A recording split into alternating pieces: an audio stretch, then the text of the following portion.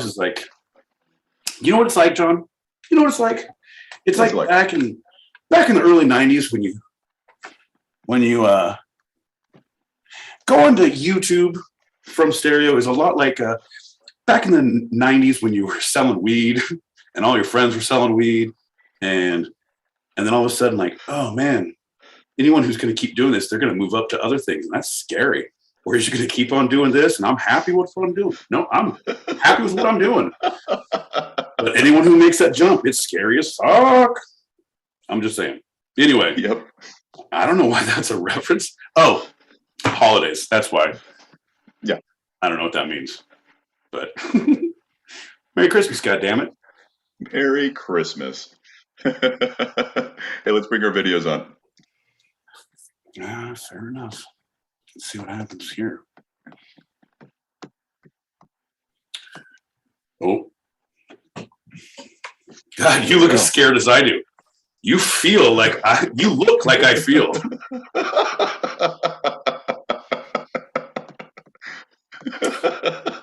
You can see we are both in walnut-covered, rich Corinthian leather smelling. We are learned men of much knowledge. Yes. Oh, or we play them on TV. But seriously, rich Corinthian leather smelling. It's not actually rich Corinthian leather. Oh, God, no. If you like rich Corinthian leather, you'll love the smell of this shit. It's like, if you like Giorgio, you'll love Primo. Remember that commercial? Yeah. I learned it by watching you, John. I learned it by watching you. Shit. We got a message, and then we'll get into the show.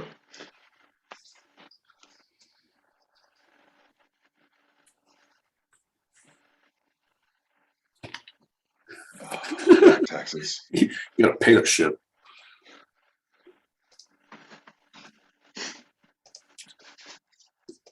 They lock him up. Oh, he's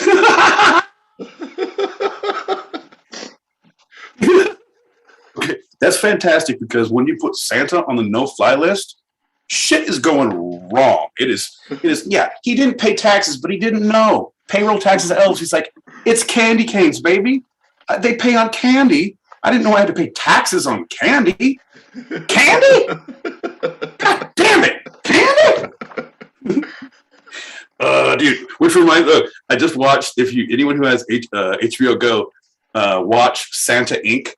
It's a series or a movie. I forget.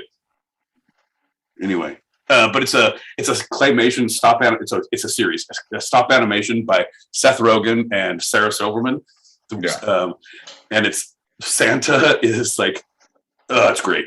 Just watch the preview. It's so fucking great. Oh my God. It puts you in the right holiday spirit. What? You're going to tell Santa he can't fly? That's bullshit. I mean, ho, ho, ho, ho, ho, ho. Get the cameras out of here. Yeah, so good. So good. Well, we are on YouTube Live right now. We are good to go. You can check out our YouTubes through either of our pages. And I think we should start the show. What do you think? Well, God damn it. There's no time like the present to wish for the past. So might as well go now.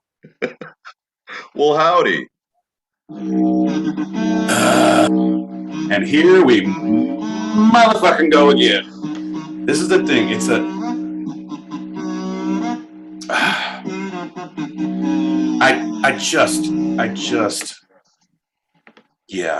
it's not good when there's a didgeridoo and a kazoo and that's the beginning of the show I look forward to. You have so much to work on, Pete. Such little expectations for yourself if this is your high point. God damn it, John. All right, I'm good. Hey, I'm John L. Peacock. Can YouTube hear us? Yeah, Okay, yes. I'm John L. Peacock in Brooklyn, New York. This is my boy Pete out in Southern California, and you're listening to Two-Sided, where every episode I challenge Pete with a bit of the two sides of life, the fun and the serious. Yeah, the right and the wrong, John. The me and the you. The listen up and the no more talky. Here's your candy cane. Christmas is upon us. Quiet. That's going to lead us straight into our first lightning round. Yeah, baby. Oh, did you bring a library to the house? This is beautiful. Smells of leather, rich Corinthian. Anyway, sorry. We should probably just get on with it. Okay. So the first lightning round is always a standard Q&A. Pete, are you ready? Well, I'm ready, John. I'm ready. Let's do it. Okay, first one. When is too much not enough? When you're doing the right things, John. When you got to pick and choose when you're too much in the not enough categories, right? I like to diversify. I go to certain things, but then I also include stuff when I do too much and it's not enough. Okay, great. Well, we're moving right along. What is your definition of home? Home is where the house is, John. Literally, home is where the house is. That is the correct answer, obviously. Are you fishing? I feel like you always do these tie-ins later on. I'm now trying to see the bullshit you're leading me down the primrose path. So it's like, should I do my answer? Home is wherever my friends are. Home is in the arms of an angel. Thanks, Sarah McLachlan. Far away. Don't hurt the dogs. Yeah. In a hot, cold hotel room. No, it should be in a dark hotel room in Christmas. That's where home should not be. Go ahead. Right. Sorry. Anyway, the house. I'll stick with it. What is the perfect road trip album? Oh, dude. Oh, man. Okay. It all depends on, I don't know. There's so many good, if you're looking at the perfect album, so you're looking at the perfect thing. I can give you a bad one where, it was really good for a hot minute, but me and my dad and my cousin, when I was like 12 years old, drove in a pickup truck, 3 across, and we're all big dudes, in a truck from Sacramento down to San Bernardino, and it's like, it took about 8 hours, and we only had one tape with us, and it was the Beach Boys. I get around, get around you. It's like, good. Like for the first 2 hours, I was good to go. And then after the third hour, it's like, I'm losing my damn mind. And there's nothing else you can listen to because there's no radio stations. But I would say, what about, I like Beastie Boys' License to Ill is a great road tripping. Yeah. I like the best of the Doors. Is a great road tripping album, and I like Sgt. Pepper's. Nice. As far as road tripping, because anything else, like if I pick one album, like I would go like, oh yeah, give me NWA. It's like, God damn, I got one album. This is getting me into a bad place halfway through my drive. Like, you know what, man? Fuck those guys. You know what? Fuck them. Now, is Sgt. Pepper's, is that best for road tripping or? You know what? Lucy in the Sky with Diamonds, whatever you need to do on the way there to get you where you're going. But I'm saying it's a good album, and it has enough upbeat to it. It's good. It's good to go. Yeah.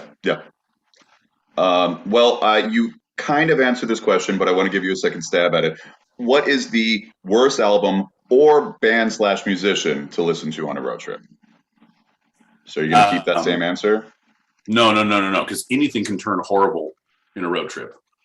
I would say Tiny Tim, the Tiny Tim album, Tromping Through the Tulips, or any audio book read by Gilbert Gottfried.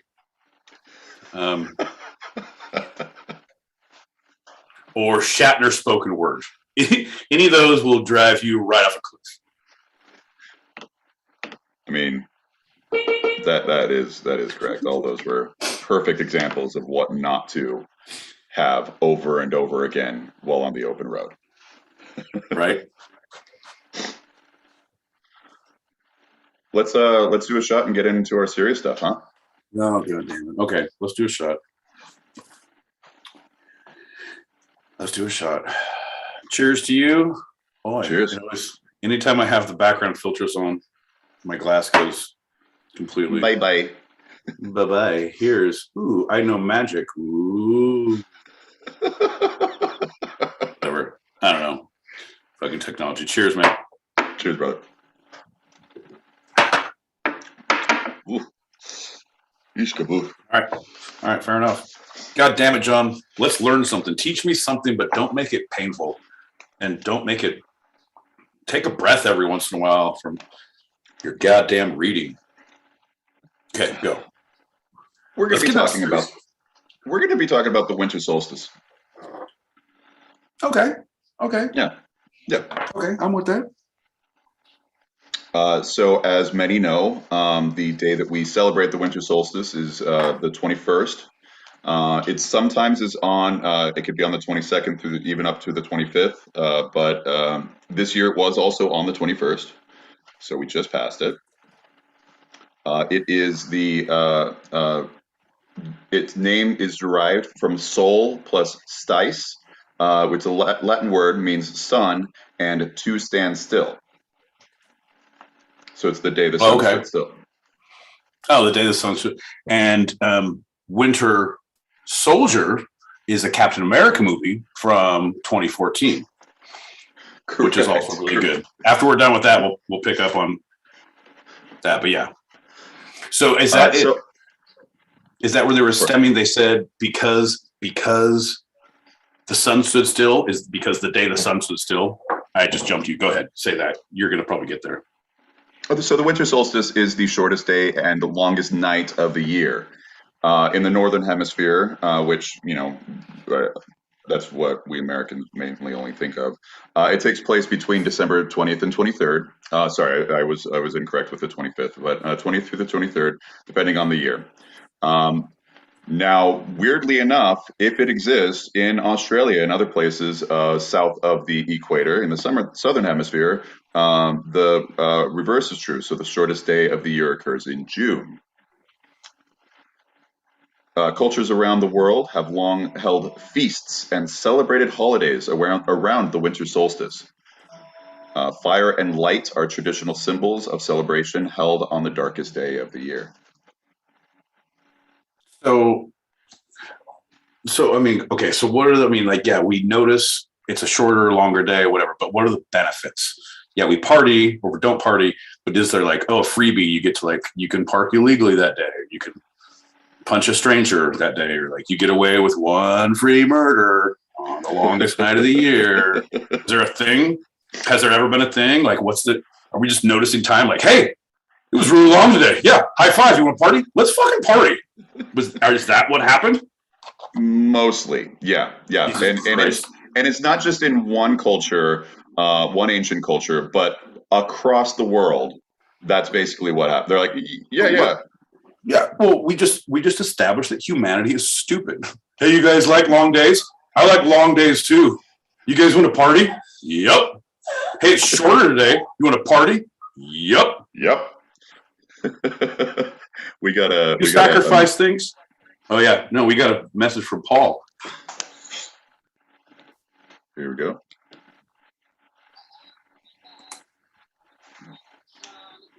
Hold on, I'm gonna actually play that again. What? Oh my God, what is going on? John LePeacock and my boy Pete. And to the listeners, you know what the fuck I'm gonna say. I say every fucking time. To the window, to the wall. Ooh. You doing, Paul? Anyway, what are y'all talking about? Winter solstice, Christmas, and raging. Oh, honey, raging, honey. Oh, honey, that's it. Is that raging or raggings? Ragging? I don't know. I love Paul. Yeah. So it's so difficult for me to not talk when he's talking because you said because I can't, right? I learned that right? Okay. Yep. See, high five. You didn't even tell me that note today, and I fucking put it down. Yes, thank you. I'll fix it. To the world, out to the wall. And he didn't finish up. The sweat pulled down my ball. Yeah. Yeah. That's my boy Paul. It's Ragings, but it does look like Braggings. Anyway, okay. Sorry. Winter Solstice. You're trying to I would have totally taken you off tangent on that right there, but go ahead. So humans have observed the winter solstice as early as the Neolithic period, the last part of the Stone Age, beginning about 10,200 BC. So it's one of the oldest celebrations that we can see signs of, that major celebrations that across cultures that we can see signs of today. That's just, okay, all right. I'll allow it. We have spring fairs now. We have Christmas. People want to party. They invent a reason to party for every season, every break of something, every whatever. And we got more and more as we came through, which is fantastic. But just because it happens doesn't mean it's brilliant. Yeah. Every day's my Christmas, motherfucker. I party all of the time. You want a gift? I will give you a gift. I am instant gratification Santa Pete.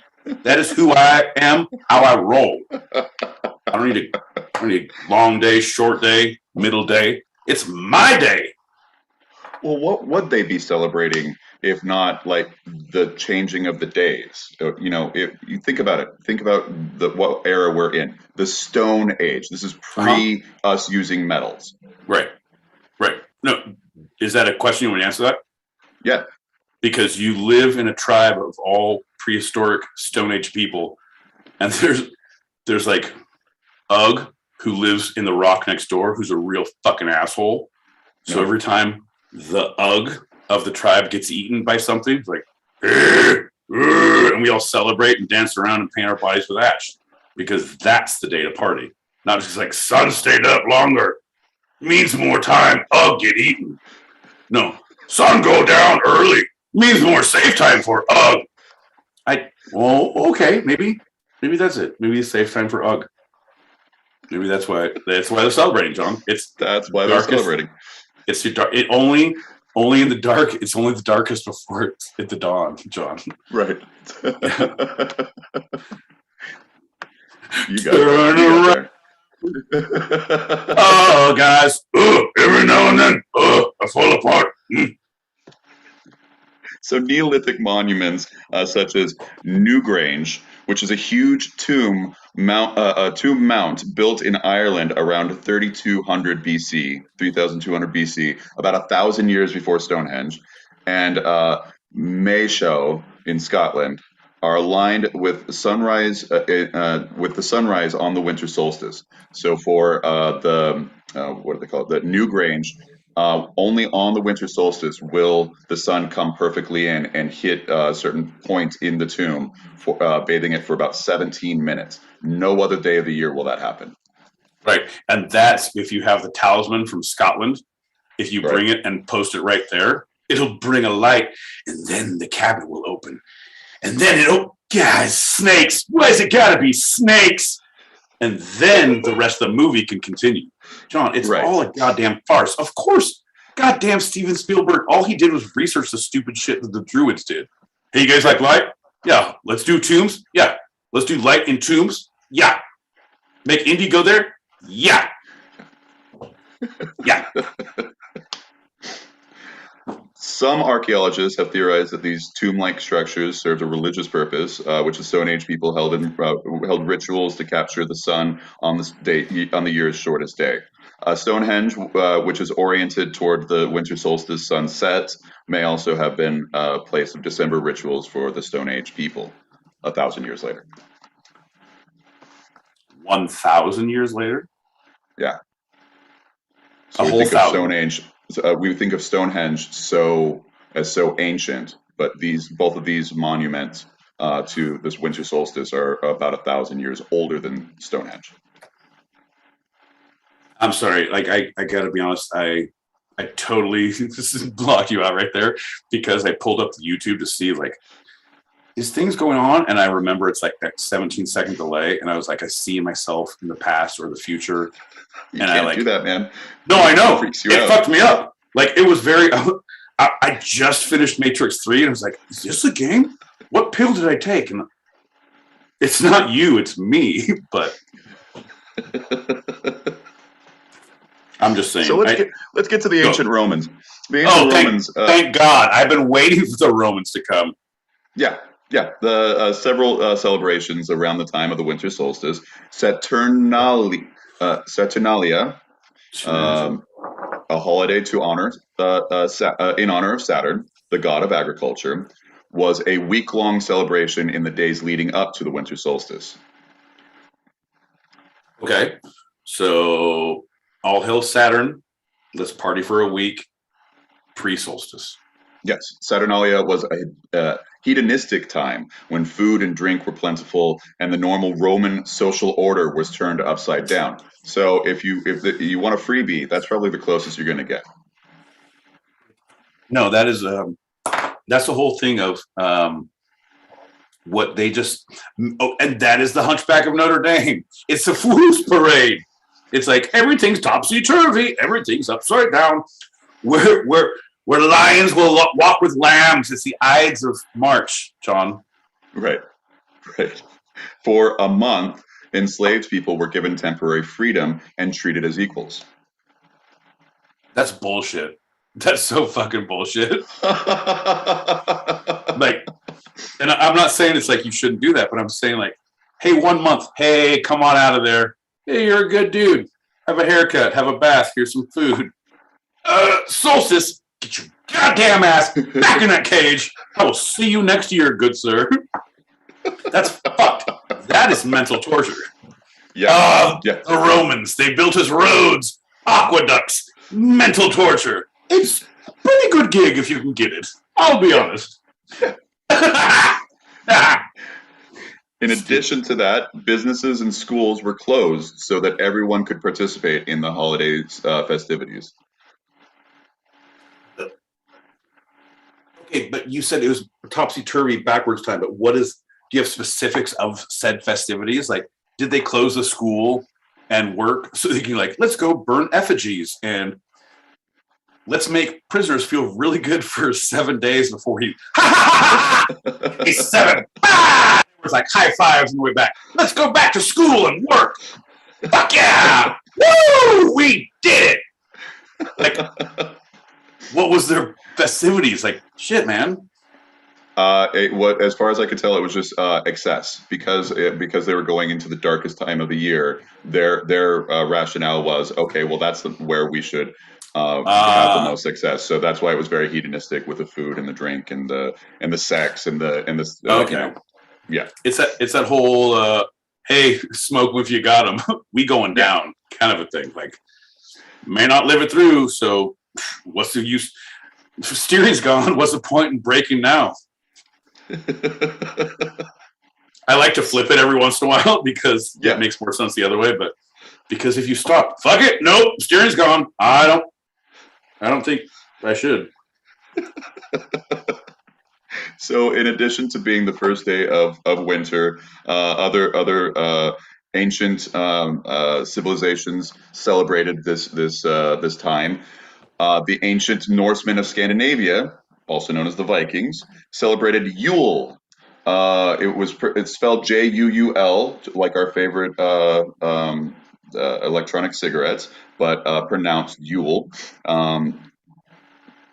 Because only Vikings smoked them back then, and that's why. That's right. Yeah. And they were allowed in longhouses and on boats. So I don't know what the problem is indoors in New York these days. Bullshit. I'm using my Yule as we did with my people back in the longhouse.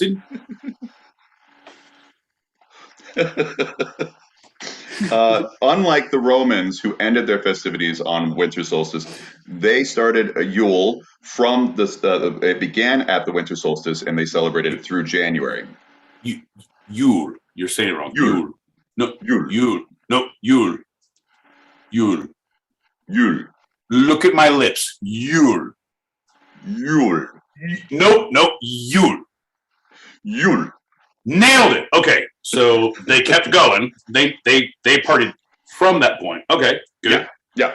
In recognition of the return of the sun, fathers and sons would bring home a large logs, very, very large logs, which became known as Yule logs.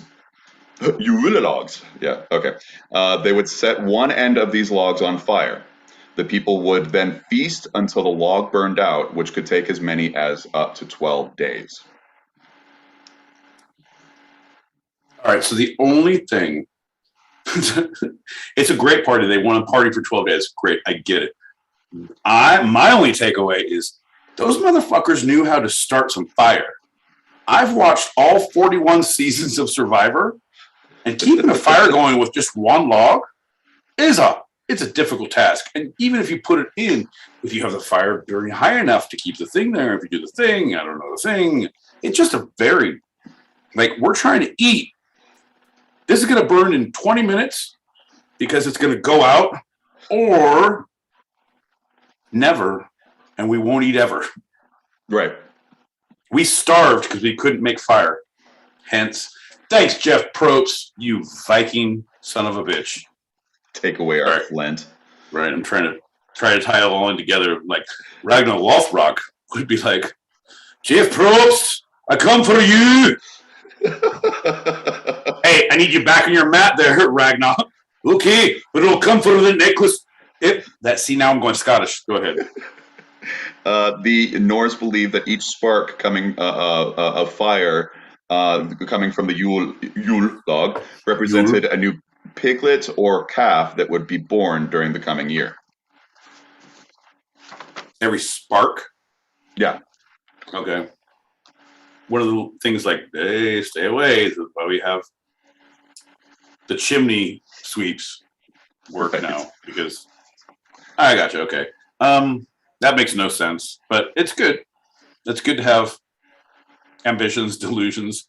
It's like, yeah, every time a bell rings, an angel gets its wings. Every time the log pops, we get a piglet. Every time a mousetrap snaps, an angel bursts into flames. It's nice to have a through line and a belief system. Yep.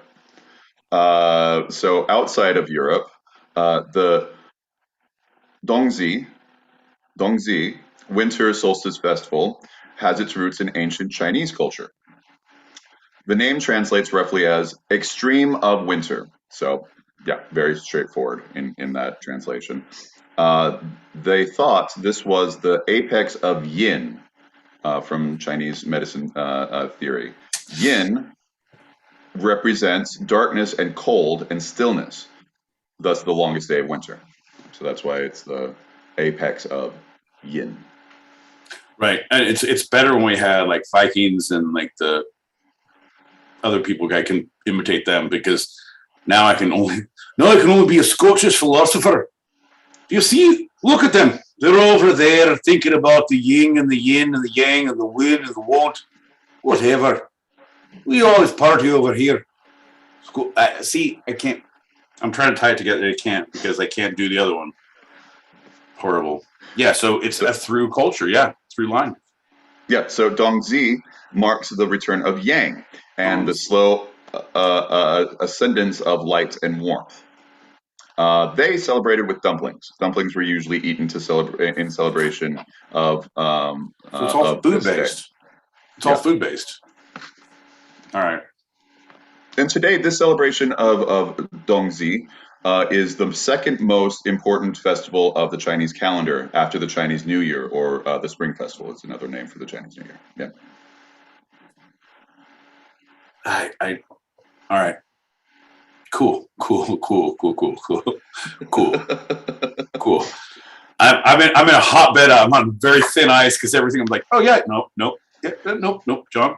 Yeah, cool. A through line is that right around this time, being the start of winter, many cultures slaughtered those animals that were to be slaughtered to preserve throughout the winter. Because of that, the animals didn't need to eat. The animals were dead, and so they didn't need to feed these animals. And there was that thought of, this is our celebration and that's where the excess of food, and then obviously partying and wine and whatever, grog, mead, or ale they had came with it. So it was practical in many ways. Yeah, no, very much so. And times were simpler back then. They were like, you know what? The day's pretty long. Let's kill these sheep. I don't need to worry about my 401k because I don't even know how to count that high or letters like that. So I don't know what you're talking about. Child support is not a thing because children don't live past childbirth. Neither do the women. So everything's fine. Everything's good in the world. There's no stop and frisk orders for druids. What did you do? You have to go to wand.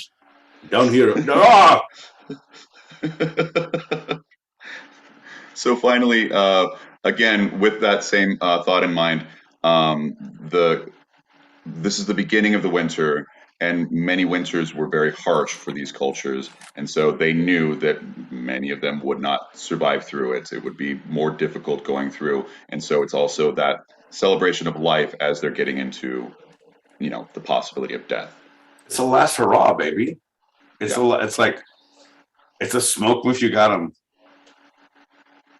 idea, the mentality of like, all right, so like if you're on a ship and you see like, hey, we have to go that way and shit is not super safe and there's tons of rocks and I see a storm, like, all right, you guys want to eat all the food we can right now because we're probably going to capsize and die, so eat it all and whatever. Tell your fucking shipmate you love him and kiss him on the mouth. I don't know. This is your last chance. Open game, baby. Open game. I'm a very progressive ship captain in the old-timey age. I could tell. Very progressive. We're going to get to this message.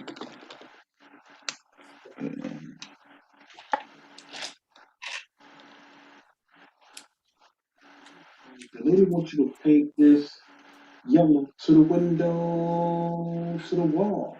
To the wall! So she's saying paint this at the window and all the way to the wall? I mean, I'm sorry, but it's like she's not giving me details on, like, paint the window and paint the wall. I don't get it. But how can they see out the window? It's just... shut the hell up, man. We paying you fucking $35 an hour. Just do what the lady says. Okay, whatever. Okay, that's great. All right, but also, do you have any gaffer's tape? Did you leave me brushes? Or like, is it which wall and which window? Like, you give me no information and you storm out of here. Your whole fucking shit's getting painted. That's all I'm saying. Right. I have no idea.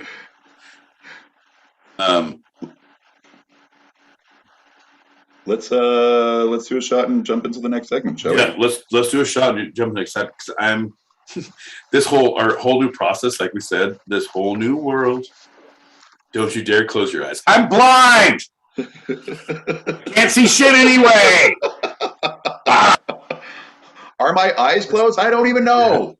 I can't tell. Also, I can't feel pain. I don't know if I'm on fire. Am I on fire? I don't know.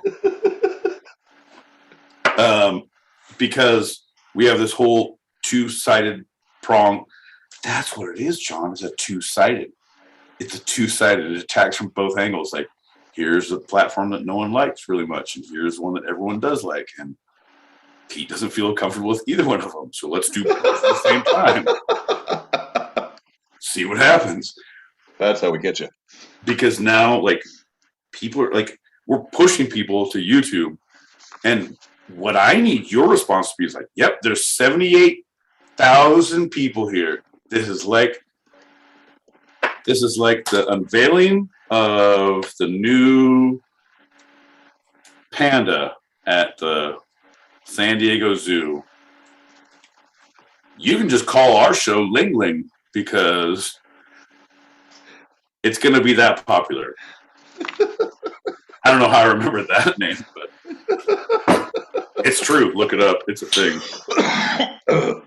Oh, John's cancer. Oh, I poured a full shot. Okay, that's unfortunate.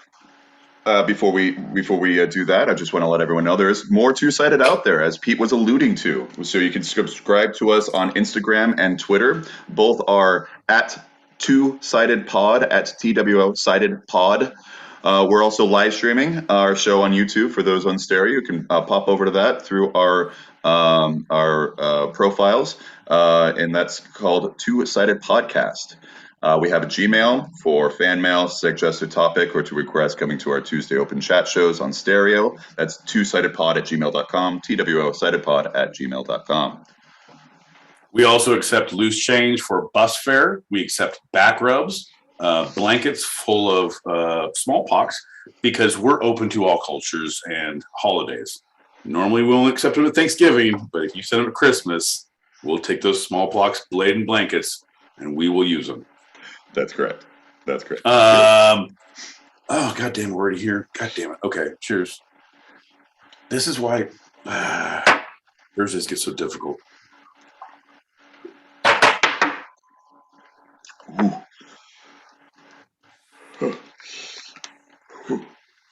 Right.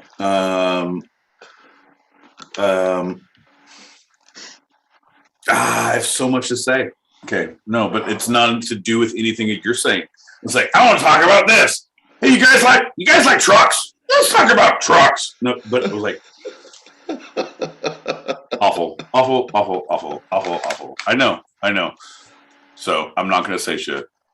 All right. Well, then let's just jump into our second lightning round.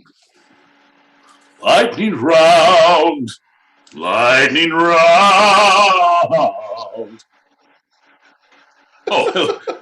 I'm sorry. I made the lightning guy stay in the closet. I am musical theater lightning man. John, are you smoking something? Do you have a connect I can call, or is there? This is a Yule. A Yule. I do believe you're pronouncing that wrong.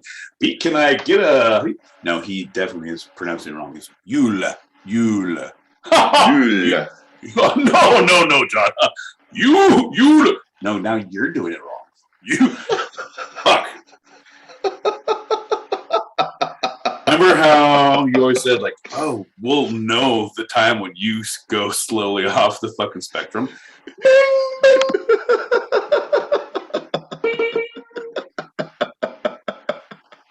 It's okay if you talk to yourself, but just don't answer. Why not? Because I said, God. What kind of a goddamn show are you running here, John? What kind of a loosey-goosey ship are you running this holiday season, sir? I'm going to write a very strongly worded letter to twosidedpod@gmail.com. That's twosidedpod@gmail.com to say how upset I am with you and also my behavior. But it's mainly a forgiveness to myself and an accusation towards you. Well, we appreciate all mail, so thanks for reaching out. The gift that keeps on giving, emails. Send them in, folks. Right. Our second lightning round is one of your favorites and mine, the editorial dick. Have we done this one before? It's also the one that Pete never can remember. Okay, well, that's basically every lightning round. Yeah. Right. Ever. So I will give you a headline, just a headline, and you will editorialize. And meaning that I will... Purely opinion, purely just like reaction. Yeah, reaction. Reaction. Okay. But it's not that this is... Yeah, we're doing a bit. I don't believe these things, but this is funny. Right. It's not funny. I believe everything. Okay. Whatever. See how I just covered both ends of the spectrum, John? They don't know what's happening. The two sides of the spectrum. Right. Exactly. Yeah. We're acids and bases. That's why the heartburn cures itself when you roll over. And every once in a while, we gurgle up like a volcano. Well, I mean, that's why I swallow red food coloring all the time. Like, volcano time, kids! They take me to 6th grade science projects all the time. Yep. Roll him around to see if he spit something up. I was doing a lot of rum and ceviche today, so you don't want to roll me, kids. Don't worry, that's sangria. Oh, no, that's not sangria. That's internal bleeding. You are sick. Need a doctor.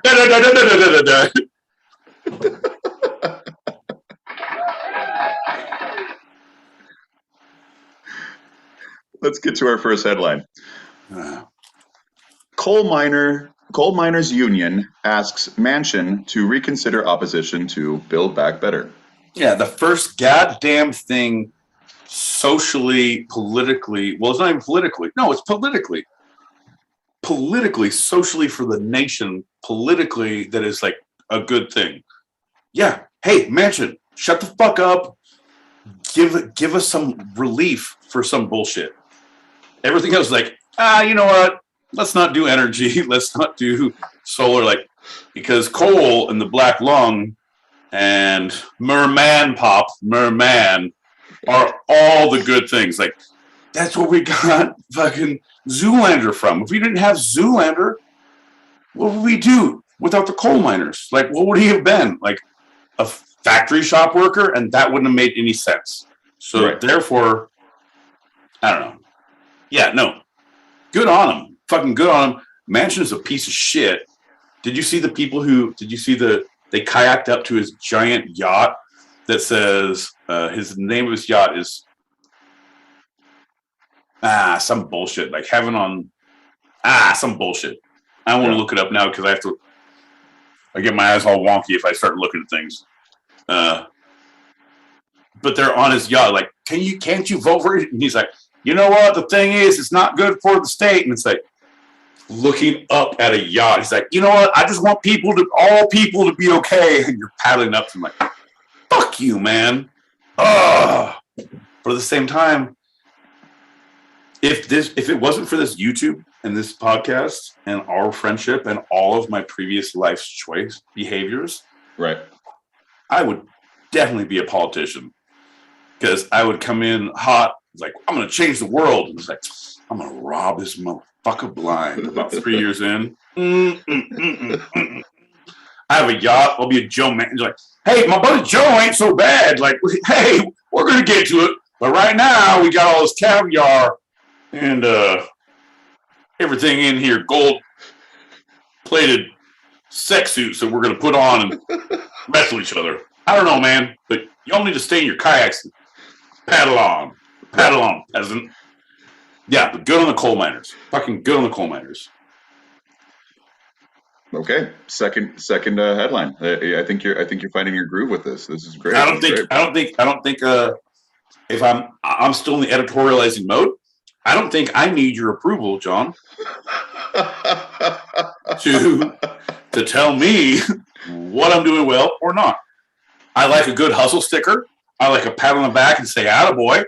But I don't need you to verbally tell me you found your groove. Hey, did Stella hear those words when she got her groove back, John? He did not. Let's move on with this question and answer. Pitter patter. Let's get her at her. Headline number 2. South African study offers Omicron hope ahead of second coronavirus Christmas. I'm so glad you said South Africa, because I literally blanked out everything you said after that. Because do you know about the Mandela Effect? Because it is my new favorite conspiracy theory, which is you remember something, but it's changed and there's no record of it ever being a thing. And I was like, this is fucking bullshit. But there was a couple like, yeah, no, 100%. And it's because everyone thought, like, there was a massive group of people who thought that Mandela, who was South African, who was imprisoned during, and they thought that he had been killed in he was killed in 1996. And no, a huge proportion of people, there was a thing because during the imprisonment, and it was so tumultuous during the time when he finally was imprisoned. So it's like, oh, of course there's violence, of course, and a lot of people, granted, stupid fucking Americans, thought that, oh, he's dead. But they came up with this idea. So, and it's like, no. But they gave me 2 examples, bro.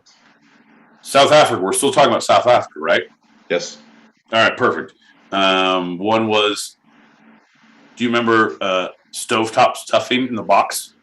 Yeah. What stovetop stuffing was it? Do you remember? It's a red box, right? No, look at me. What kind of stovetop stuffing? What's the brand? I don't know. All right. So that's a bad one for you. Stouffer's stovetop stuffing. Okay. Right? Yeah.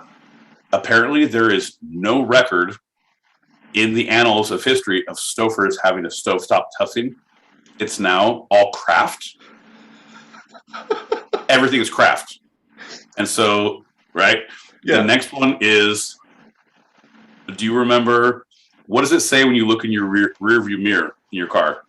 Objects may appear closer than they are. No, and then something. Then they appear. Then they appear, yep. Right, but say that one more time. Objects in the mirror may seem closer than they appear. May.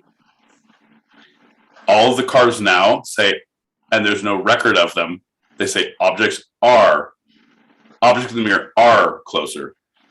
The Raisin Bran Kellogg box guy, yeah, always had sunglasses. And there's no record of, we never changed it, and they've denied everything. It's like, what the fuck? Ah! And that, my friend, is the Mandela Effect, where we are remembering things. The world is like, no, it didn't happen. Yeah. And this is where the multiverse comes in. Yeah. And so I'm glad you asked me about South Africa, because if they are able to do something with any kind of Omicron or any kind of anything, it will have a ripple effect in the multiverse, because this is where Mandela, it stems from. You see, you got to go to the source to make it percolate. Percolate. Percolate is when we're getting hot, ready to go. Yeah. Proliferate. Okay. Spread out. Prostinate. I gotta get that checked out. If it starts there, that's good, because it's going to be in the multiverse. As far as the Mandela effect, it will affect the world better, because Mandela was not dead. He was alive. He got out of prison, divorced his wife after prison. What? And then died later. Yeah, Nelson Mandela got out of prison in 91, became president, the first black president of South Africa in 94. So, and he was the president for, I think, 8 to 12 years. So that means that people who think that he died 2 years into his presidency. I don't know. Look, but I don't know, man. No, maybe I have years wrong. Maybe. Okay, it might have been 86 instead of 96. Yeah, which would have been while he was still in prison. Yeah. Yeah, it might have been. Maybe you don't quote me. Maybe that is why.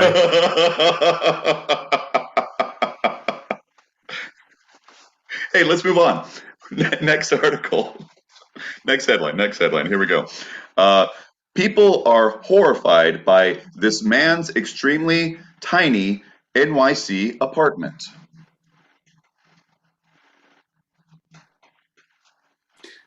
Number one, who the fuck is showing my apartment? All right. And number two, fuck them. They don't live here, and I'm not inviting them in.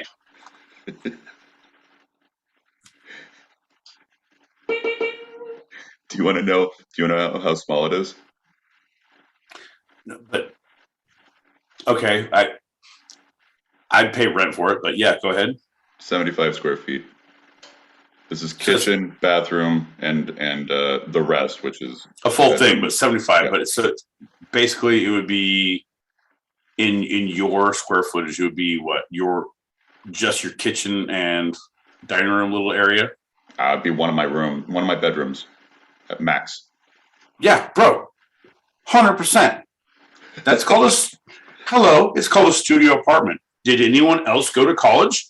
Were we all horrified by our experience? Yes. Did we have the best and the worst sex and drugs we've ever had? Yes. Yes. How about we all just ease the fuck up and everyone makes their own goddamn choices? Because, bro, it would be what the rent was. Like, oh, yeah, you're going to pay $4,800 for this. Like, whoa. Like, dude, I'd definitely pay. Should I pay $1,000 for that in New York? Yeah. Location. I mean, where are we talking? Yeah, no, literally New York. Like, all right, it's in the Marcy Projects. Yeah. I'm going to go down to $4. $4. Yeah, no, but that. Yeah. Hey, it's fucking Australians. All right, here's the fucking deal. I need to stop swearing just in case. Just in case. No, I mean, because Christmas is coming and it's Santa and he knows to eat Jesus. And right. I can get blacklisted, bro. Anyway, fucking shout out to, God damn it. I mean, oh darn. Our Aussie brothers, fucking darn down under. Aussie Dave and Mr. V. Hi, cats. How's it going? Good to see you. Just celebrated their summer solstice. Yep. You got to bring it back. They also have kookaburras and drop bears, John. Do you want to talk about all the things they have that we don't? They have a solstice. They have a summer now. We have it's called hemispheres. We live in different parts of them. That's right. You, as a round earther, would probably know that. Last headline. Efforts begin to open 1887 time capsule found under Lee statue. No, I haven't watched this one. I got all the things to say about it. Yeah. I want to see historical shit. I'm down for historical shit. But they had a letter. They had a book with a coin on it. They had there was half of a ham sandwich. Good. That when they opened it up, the lead investigator is like, oh, I'm sorry. And that's a sitcom I'm writing about he eats all the evidence early on, but it's not happening truly. But they haven't been able to decipher the book or the letter. They see the coin, but they looked for the shit earlier underground, and it wasn't. It's like, oh, it was a time capsule. They said, it was like, yeah, they're Southerners, so you can't trust them. It turns out, because they're like, can't trust these fucking Northerners, and they put it up at the top. They built it into the statue at the top of the statue, which was 10 feet up. So no one knew it was there until they took the statue down, which is like, come on, no drunk college kid has climbed a statue and knocked around on it for a little bit. Come on, man. What kind of college education are you doing out there? That to me, because I'll let you know, John and I have many a photo of semi-desecrating a lot of statues all over many a town. Yeah. We do it out of love. No, it's love because they can't celebrate because it's Cinco de Mayo. We better put on a poncho on them and have some tequila with them. But it's not just dressing them up. And we take pictures. We also, my favorite one is our St. Paddy's Day. Yeah. That was a good one. We found a great statue of a pair of brothers. Two brothers. Those guys got down. They partied. Because they founded Motok. in out in New York. It's beautiful. If you have a chance, if you have the means, I highly recommend visiting. Highly. But yeah. So why can't they translate or decipher the book? Because they're not deciphering yet because it was the canister was lead based. No. So as soon as they open it, everyone got lead poisoning. So everyone's on a timeline now. Well, that's in my movie because I don't know. So it's that same sitcom where the dude ate the ham sandwich? Well, it's maybe going to be into a little more like ooh, crazy, scary shit. But I don't know. I haven't gotten there yet. But everything, because it was lead, there was moisture in everything. So it took them, just to open it, it took them like 7 hours to open the thing. And now they're trying to carefully open because everything's moist. They put everything in the freezer because the moisture will destroy everything. So now they have things in freezers and they're trying to figure out. But it can't be good. It can't be good. Yeah, right. Like, what are we like? Come on, man. Like, I want to say there's cartoons or movies that we've seen about this. It's like, oh, and here's the time to say, I hate all the Jews. Like, whoa, fucking shit. Grandpa was an asshole, but he made a good cobbler. Yeah. Let's keep him quiet and the rest home. I think there's maybe a reason why water seeped through. You know what I mean? Because water can move mountains. Because it's unstoppable, the unstoppable force, and I'm the impenetrable object. I don't know, John. What do you? Because they want to. God! You're going to bring God into this? Yeah. Oh, okay. What did she say to you to bring that comment in? Fuck you, John. She said, I hate slave owners. She said, and she also hates wigs. John doesn't actually have that kind of hair. Tell him to take it off. It's unfortunate because the back part is stapled and he doesn't pull very hard. I did it like Harrison Ford with his hat. You just staple it straight on.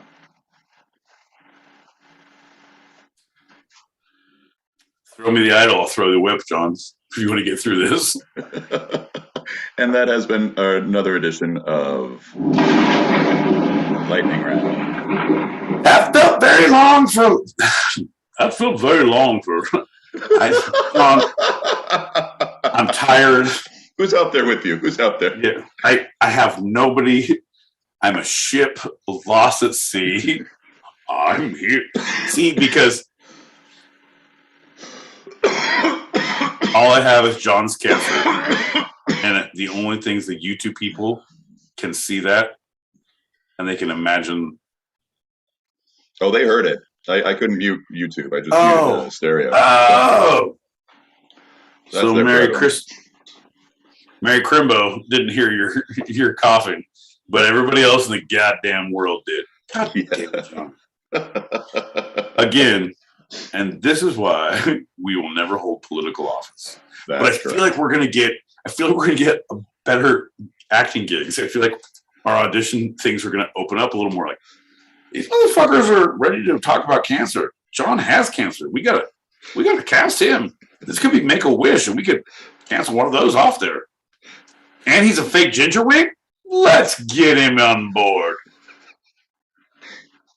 I'm going to an audition that I think is an audition, but it's actually an intervention to get me into a CAT scan.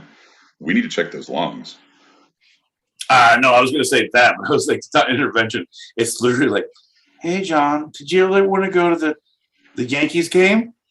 Hey, John, here's a hat that's oversized for you and put on a shirt that's too big. I know, you look sick. Don't be afraid to cough. You're okay, buddy. Hey, man, you want some popcorn, champ? And they're going to treat you like you're dying for the next 6 weeks, and when you don't, they'll be fucking pissed, and you'll get a bill. We gave you front row tickets, box seats at the Yankees. That's $2,200. You also had 7 hot dogs? Are you an animal? Also, now he's like, no, the hot dogs gave me cancer. Yeah. John, we're so sorry. We'd like you to come back to the game, come to the box, and see if we can make. We're getting Derek Jeter out of retirement. He's going to hit you a home run, baby. He's going to hit you a home run. Right. He's worked out a lot, and he's going to carry you on his back. You are tied to him, zip tied. Right. So you will hit and you will run. You poor, poor soul. I'm imagining when you skydive, but the dude is attached to you. So it's basically like that. No, 100%. But Okay.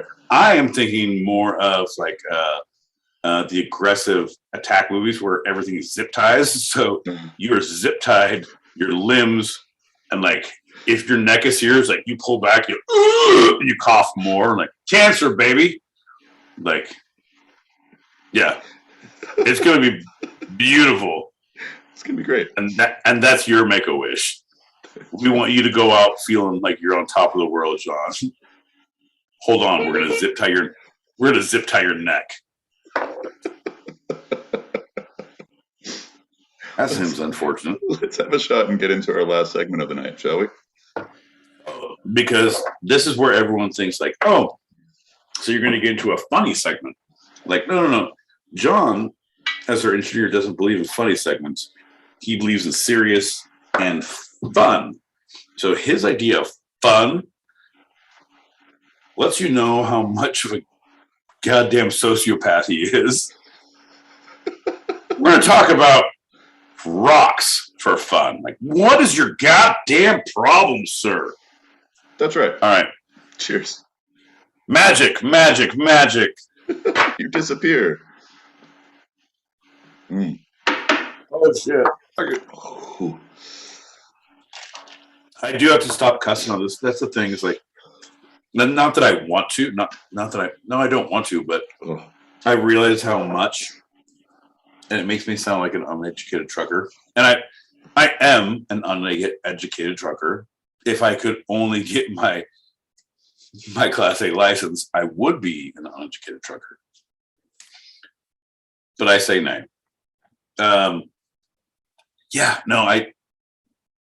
Because all the things you're saying, John, is like, oh yeah, I'm gonna let you put this out to the homies, put this out to my girlfriend. I'm sorry, your mom. And like, I don't want her to hear me. I don't want to hear me cursing. Right. It was very like, I mean, I do, and everyone knows I do. I actively I do. Fuck that, John. I'm sorry for that small moment of, I think it was all the things about talking about the, this is your last chance getting through your Make-A-Wish, John. So my Make-A-Wish is to have a good show where I don't horribly say awful, horrible things to you. So like, hey, everybody who thinks I'm already a lost cause, how about listen to this one? And I don't have to work blue. That's why you're going to live forever, because you will never get through one of those shows. No. I did you know about the whole vampire thing? Because I was like, I haven't aged one bit. My beard has gotten older and older. I have not. That's all lies. We got Lonesome Lenny saying, hey guys. Hello! What's up, brother? What up, Lonesome Lenny? Hey. I'm so glad you're here. It's like, yeah, that was our finding people who are, I don't know, and that's the other thing, John, we got to figure out this other thing, like, because I like, stereo is such a fucking small group, and like, it's so, and you got to worry about the technology and all this bullshit, but YouTube is, man, that's where I see all my cat videos. That's right. where I see it on my fails. That's where I see everything good in life. Like that is something. That's where I see Aussie Man Reviews, which is shout out to Aussie Man Reviews, the best show on YouTube. Even LL, I'm telling you, this is if you look up OZZY Man Reviews, it's the short. It's so good. It's so good. It's my favorite. Anyway, but like we need to focus on that kind of shit of like you need to be in more walnut covered rooms. I also need to get less books. Right.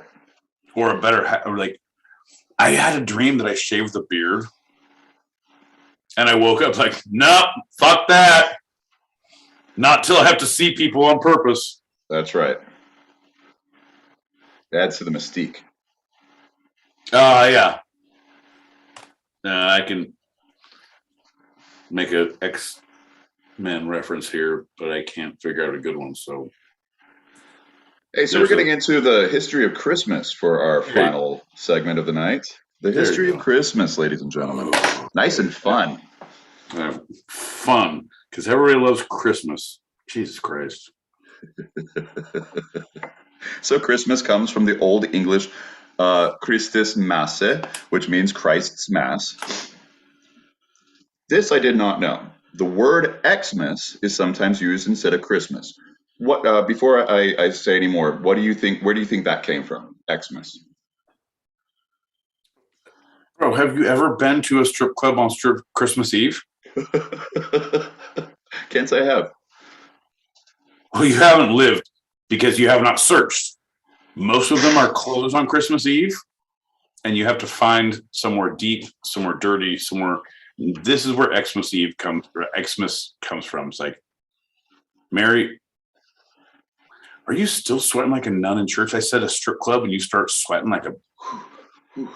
Lordy, Lordy. I said a nun in church. Like, well, I mean, no, but the nun, she also has some very sodium issues, and she is on medication, so she has hot flashes. It's almost her menopause. So John is a menopausal nun sweating in church. See how, John? I didn't say the whore in church. See, John? I'm growing as a person. Lonesome Lenny shaved his beard off after 30 years. Didn't recognize himself. Bro, was your chin small and like, oh my God, my lip is so fucking huge and my chin is so small? And it's like, fuck!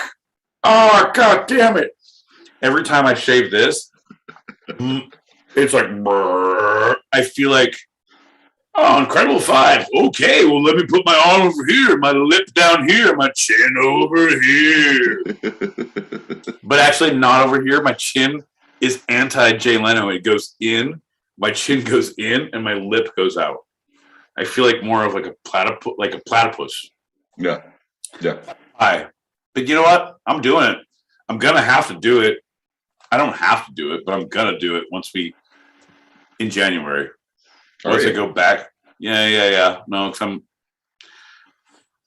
I'm realizing I have to go through this shit, man.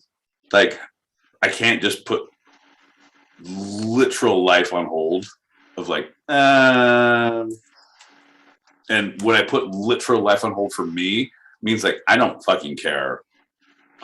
Hey, comb your hair. Nope. Put a hat on. Yeah. Hey, shave your face. Nope. Growing it bigger.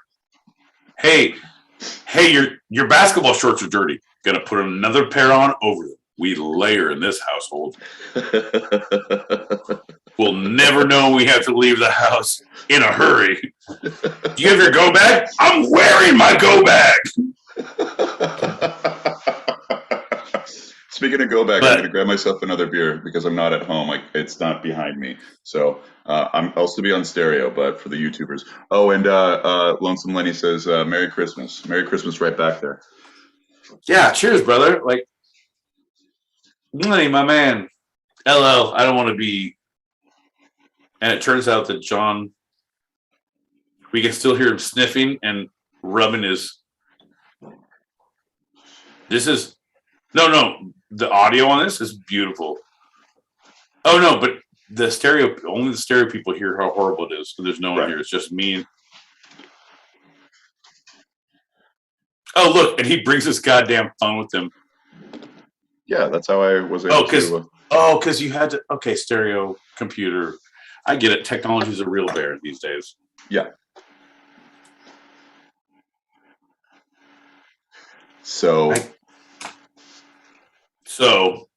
So Christ's Christmas. Mass, man. Hey, LL, real quick, Merry Christmas to you, brother. I truly appreciate you coming out here. Like, yeah, good people. Any good conversations, good feedback. Yeah. All of it. Yeah. Christmas. Xmas. Okay, Xmas. Yeah, it's not for the strip club. It's not from the beers. Xmas, because X is the past tense of Mass, because we do not celebrate Mass anymore in the hysteria that we have created for our mass hysteria. What about that? I mean, that's a fun hypothesis. Better than I came up with. Yeah, I mean, shoot. I boldly go where no man has drunkenly gone before verbally. It's not correct, but it's a great hypothesis. By God, no. Nothing I say is proper or correct, but I say it is entertaining and it leads you down a path of this motherfucker's insane, or funny, or not. Pretty insane. Either way. Whereas I thought my whole life that Xmas was like a secularizing of Christmas, and because it was taking out the Christ part of it. The word Xmas is sometimes used instead of Christmas. In Greek, X is the first letter of Christ's name. So it was just a shortening of Christmas for the religious. Still has religious connotations. That's horseshit.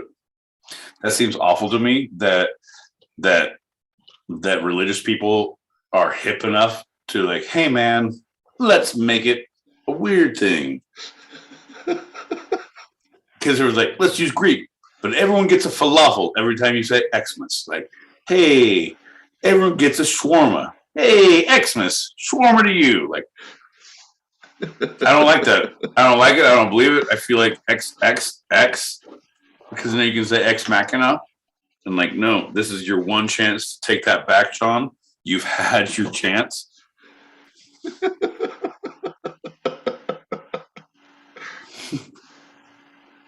Celebrated on December 25th.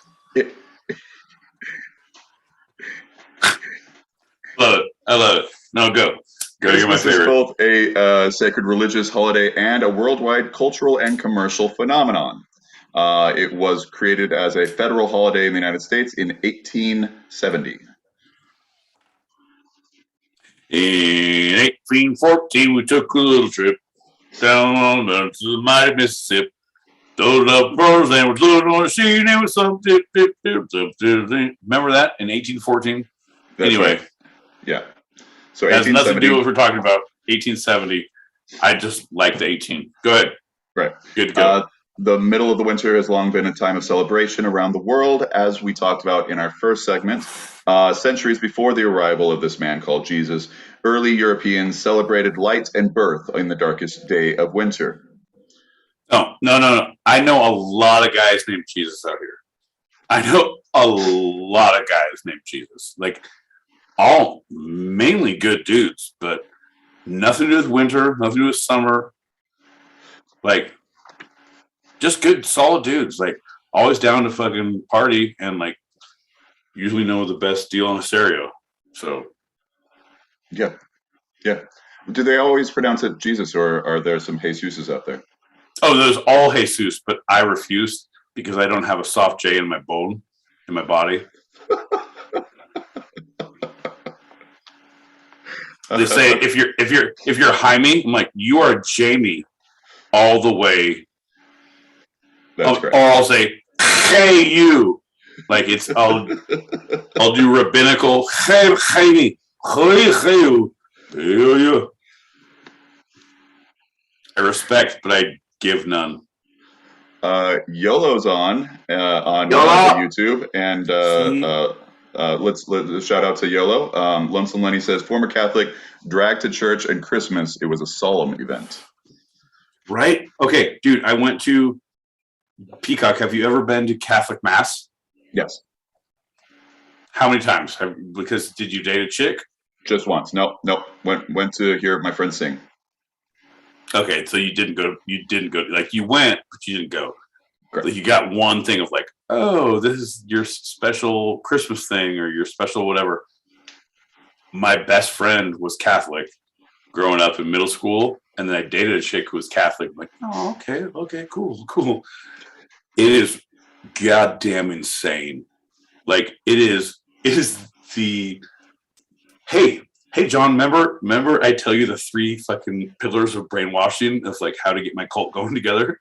Uh-huh. And they hit all of them in spades. Let's gather at one place at a specific time. Let's all do specific actions together as a group.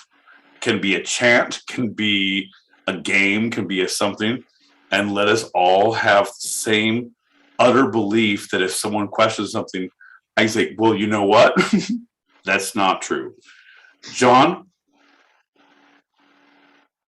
Catholicism led me to my cult, and I think that should be in the biography that you will write. It's not autobiography. You need to write it. Like that's one thing. How much do you want? But I want you to write my biography. Is that a thing? Well, at least I wouldn't be a ghostwriter. That would suck. So yeah. No. Bro, you'll never be a ghostwriter in my life. Like I don't use words well. I'm angry, and John disseminates all of my anger like vitriol thoughts. Like, oh, fair enough. Yeah. I'm gonna kill you. What he means is he doesn't like the way that you're presenting your argument, and what he would like you to do is to probably just succumb and give all of your funds and your bank accounts to our financial advisors so we can move on with this transaction of the cult. I basically triple distill your vitriol like a fine Irish whiskey. God damn it, John, like a fine Irish whiskey. These are the things in life that I adore you for, that like you put a button on things like, 100%. Yeah, no, 100%. Can tell you. Let's do some Christmas fun. Yeah, so many peoples around the world rejoiced during the Winter Solstice, and which was when the worst of the winter was behind them, and they could look forward to longer days and extended hours of sunlight. As you know, this is just a little recap to show how one has bled into the other. At the end of December, it was a perfect time for celebration in most areas of Europe. This is what I was talking about with the cattle being slaughtered, so they would have not to be fed during the winter, and so they have extra meat. They don't have to use their grains anymore, and so there's a little bit more of an abundance, and they use that time to celebrate. We've gone through that, right? Right. In addition, most wine and beer made during the year was finally fermented and ready for drinking. So it was like the first time of the year. Fucked up is what they were saying. It's like, and that, John, that is not like, oh, because the harvest times, because of when everything was fermented, like it's ready to rock. And it turns out it's a long night. Let's get plowed. Let's get fucking plowed. It was booze, man. It was how the fermenting happened. It was not about. Okay, I'm with it. Like I feel like I'm a druid. Go ahead, continue. YOLO on the YouTube chat says, "Do you guys like Christmas? Yeah. Yes, Merry Christmas. Merry Christmas back, YOLO." Okay, I adore her. She says she doesn't know what day it is in our country, and her brain has stopped functioning an hour ago, which is understandable how late it is for sure. Right? No, because she has shit to do tomorrow morning, and it's late as fuck. So YOLO, and that's the thing. If you follow us on Instagram, because John, I'm going to derail you for 1 second. I am off. I am now done working for the year until the 4th. I'm done.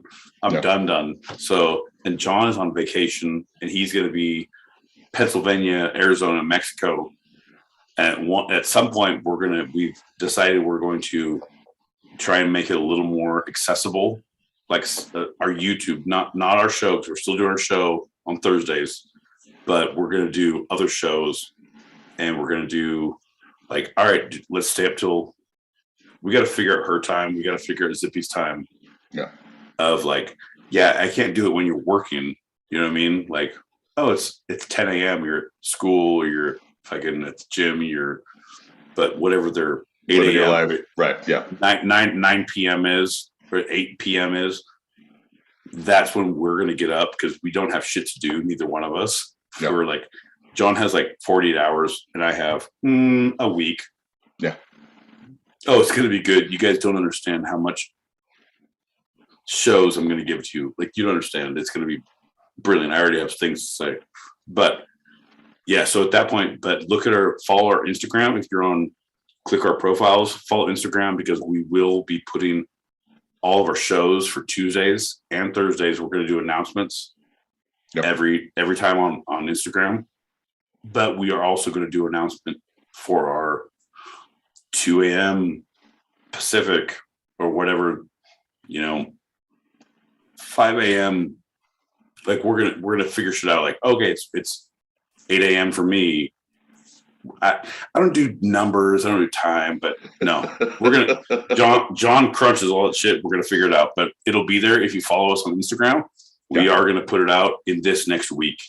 In the next, but by New Year's, we're gonna push it out by New Year's.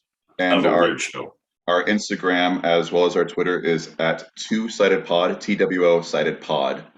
For those who are on YouTube and don't have access to our stereo profiles. So just wanted to let you know how you could access that Instagram. Oh, yeah. At Two-Sided Pod. Yeah, so we'll be doing that shit.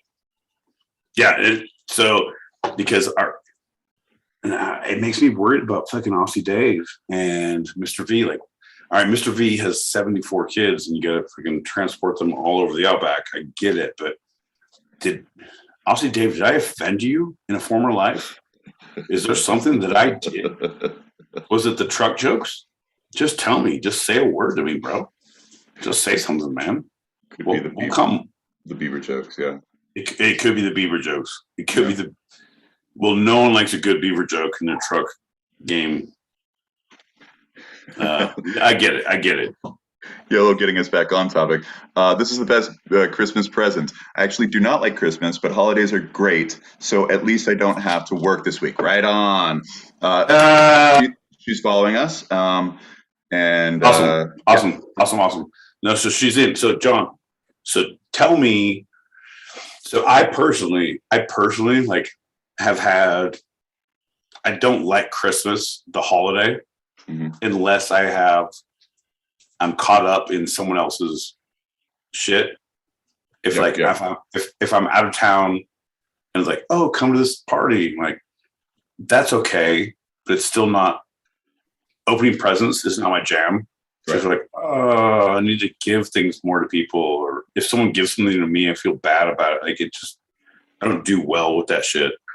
But I love the holidays. Like, bet your ass I'll eat a cookie. You bet your asshole that can have some cider. Yeah.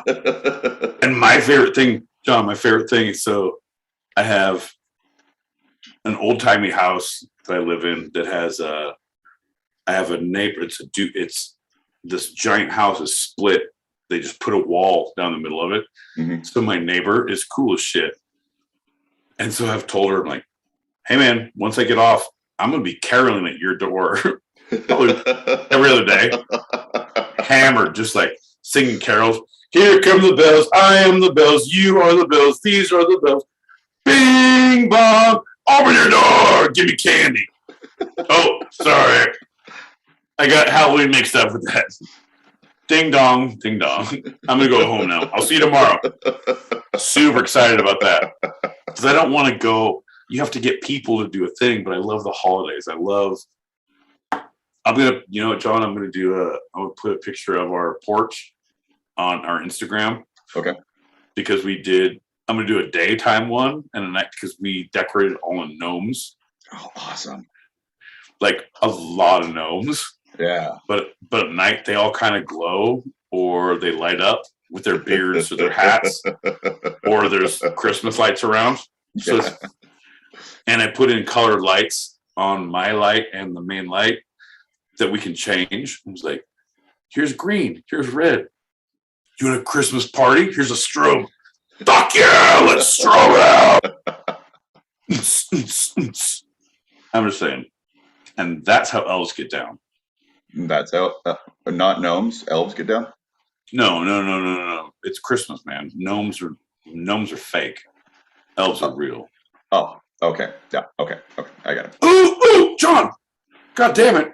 Sorry. No, that was a great joke that I thought about earlier. It maybe Elf on the Shelf. Right? Yeah. Elf on the Shelf. Everyone knows, anyone out there, maybe across any ponds don't know, Elf on the Shelf is people who have kids around here. It's this little weird stuffed toy, and that they will hide the toy every night on a different place. Like, oh, put it on the top of the cabinet, put it on the fan, and every night the elf is moving, and it's supposedly telling the kids like, hey, be good, because it's going back to Santa, and it comes back and it sits somewhere else and it watches you all day. And if you fuck up, like, it's very detrimental to health. However, John, what if we did Elf on the Shelf for adults? What if it was like your colonoscopy came back, there's an elf in your colon? No, just kidding. It's cancer. But still, Merry Christmas. That's Here's funny. A candy cane. Yeah. Oh, I'll see you at your funeral. That's funny. That's goddamn funny. We'll have to workshop it a little more and have the 3 bits into where the Elf on the Shelf, like, oh, you have the COVID lung. Like, oh, your lungs look clear, except for this X-ray when there's an elf on your lung. Elf on the lung. Merry Christmas, motherfucker. Let's get another one. See what happens next. Just saying, baby. Let's check the messages on the YouTube. We got I'm so lucky that I'm so quote unquote lucky that I'm always late. Cry. You can do it, guys. John, you can visit Slovakia on your vacation. Not you though. Sorry, Pete. Cool. Okay, go ahead. No, I'm gonna see if I can extradite Slovakia. And just like Sudetenland. Lonesome Lenny says, Lonesome Lenny, you should get that cough checked out because I think that your cancer is flaring back up, baby. The COVID has put the kibosh on the holidays, but actually said the cover has put the kibosh on the holidays, and then the next thing was COVID. Auto spell doesn't recognize COVID. That's crazy. Yeah. Bro, okay, that's crazy that you can't say COVID on YouTube. I love, like, I don't love it, but I love that, like, what do you mean you can't say that? Like, that, to find out, like, that's amazing. It's not good, but it's the same thing. It's like, you can say shit, fuck, ass, balls, tits, motherfucker, all those things, you can type them, right, but you can't say COVID. It's like, well, it was autocorrect. No, autocorrect, but I feel like everything together was like that motherfucking cock and balls. Like, we do a workaround. So every time it says COVID, it's cock and balls. That's correct. That is correct. My grandma caught cock and balls. She's on a ventilator. We're all praying for her. Oh, my sister got the cock and balls too. But she seems to be good. She's out partying in Florida. So back to Christmas. Early Germany, people honored the pagan god Odin during the midwinter holiday. Germans were terrified of Odin, as they believed he made nocturnal flights through the sky to observe his people and then decide who would prosper or perish. Because of his presence, many people chose to stay inside. Well, yeah, but I mean, had they seen, was that, okay, what year was that? Because Thor Ragnarok came out and that really changed people's opinions. So when was that related? This was what, 9th century? Oh, 9th century. So Odin was not with Chris, the Chris we know. Yes. And the Odin is the... He's not Anthony Hopkins. Right. There you go. See, and that's it's hard for me to get around because once you see Anthony Hopkins as Odin, it's like, yeah, was there one before him? I mean, really? Like, really? Like, Right. It's like when Johnny Cash covers a song. Was there a song before that? Yeah. It's his. Wow. You're talking appropriation. I'm talking about realization. Well, speaking of appropriation, the Germans believed that Odin made nocturnal flights through the sky to observe his people, deciding who would be good and who would be bad. Do you see some kind of correlation? Yeah, I do see as many times when we say, there's a fat man who's coming through the sky and he said, oh, that's good, that's good, that's not nine, that's not good. And then we all gather around and we throw coal, yeah? And then after we say, oh, Santa did it. And then we all run away. It's very fun. It's a Christmas tradition. That's right. That's right. So that is leading, what I talked about with the winter solstice, kind of showing the correlation. We're now going to get into the Christians' Christmas. We got a couple of messages, so this is a good time to play them.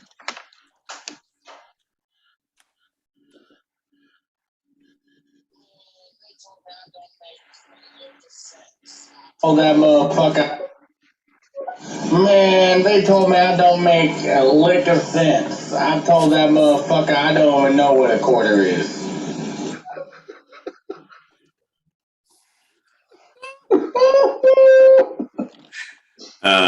I was saying, I don't know what licking is. I do tongue bass. I don't know nothing about licking. All right, pop the next one.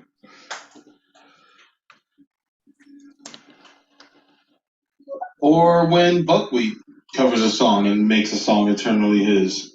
Once, twice, three times. 3 times I made it. And I love her. Ooh, I love her. I love her. God damn it. I'm so glad. I'm so glad people pull the fucking, yeah. Is it? And also on the album, 17. Like all the questions were, I don't know, motherfuckers. Tell me about this. Right. Nah. So good.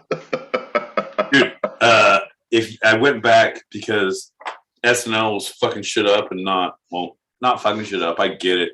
But they've gotten so lazy in the last 2 years. COVID, fuck them. But they're like, oh, we're going to go on a hiatus from like, I don't know, October to like December, like whatever.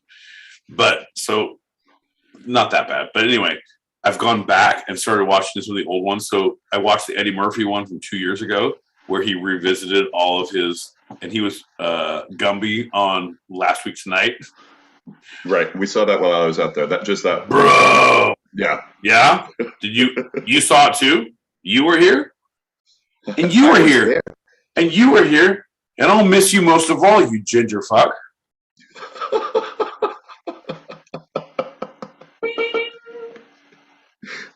Doing really great on your language, by the way. Thanks, buddy. Trying my best. It's Christmas holiday. Vacation Pete doesn't give a shadoodle about his langity doodles. I'm going to try. So in early years of Christianity, Easter was the main holiday. The birth of Jesus was not celebrated until the 4th century, when church officials decided to institute the birth of Jesus as a holiday. Because you're using, you now said it 3 times, the birth of Jesus. that is not a specific event that we understand, recognize, have no bearing on. We're like, it was not recognized. And you know what? Hey, the conglomeration of the John and Pete two-sided podcast where they learn to fly also hasn't been established. But if a church starts worshiping us, let's go with it. Right. So again, about the birth of Jesus.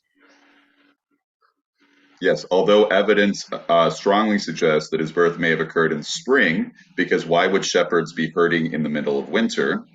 Pope Julius I chose December 25th. But see, again, so their only question is like, all right, the whole thing, immaculate conception, virgin birth, in a manger, moving all this way. The only thing that makes me go, I don't know, is no shepherds would herd it in winter. That's bullshit. What the sweet holy hell are you thinking? Now, they were sorely afraid when they saw an angel descend from heaven, and then the guiding stars brought them to the manger. All that still totally tracks. Right. No, but I feel like you're doing the best Christmas pageant ever. With it's like, come on, the angel Lord compels you. Come on, get up there. Come on, the angel Lord compels you. Yeah. Anyone out there? Shout out to best Christmas pageant ever. I want to say 1991, the movie, and you can look at. I think it's a Hallmark. It's badass. It was a book first. My mom was a teacher. It made me read it. I did not appreciate the forcefulness of the reading nature. However, story great. Also classic. Movie. Also shout out to Mom for making me a learned man with all of these books. It is commonly believed that the church chose this date in an effort to adopt and absorb the tradition of the pagan Saturnalia festival, which was that we talked about earlier. That we talked about earlier. First called the Feast of the Nativity, the custom spread to Egypt by 432 AD and to England by the end of the 6th century. So what?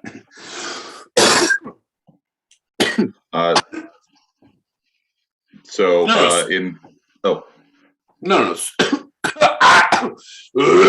Sorry, Mike. I should mute more because we have two different sound things. We were zigging and zagging. No, but so fucking what? All right, people adopted it. Yeah, because the people they were worshiping said, "Hey, do this," and the people were like, "Yeah, it took about 10 years, and we started doing this."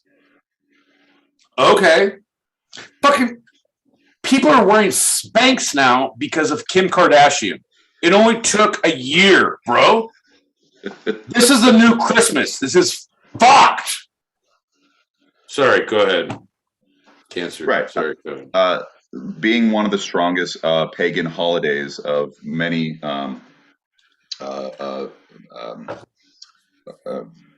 cultures across Europe and beyond, as we talked about, that there was a big reason for the church to get rid of it while implementing a Christian version of it at the same time.